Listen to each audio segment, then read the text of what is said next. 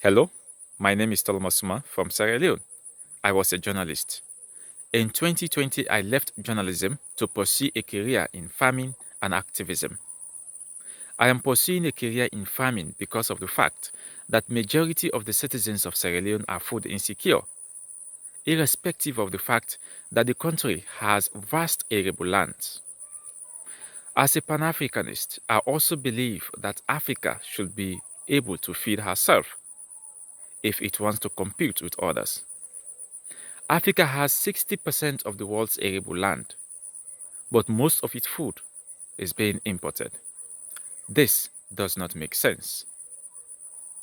I believe if Africa wants to compete with the rest of the world, we must focus on production and manufacturing. In this way, we can remove millions of Africans from poverty, hunger, and joblessness.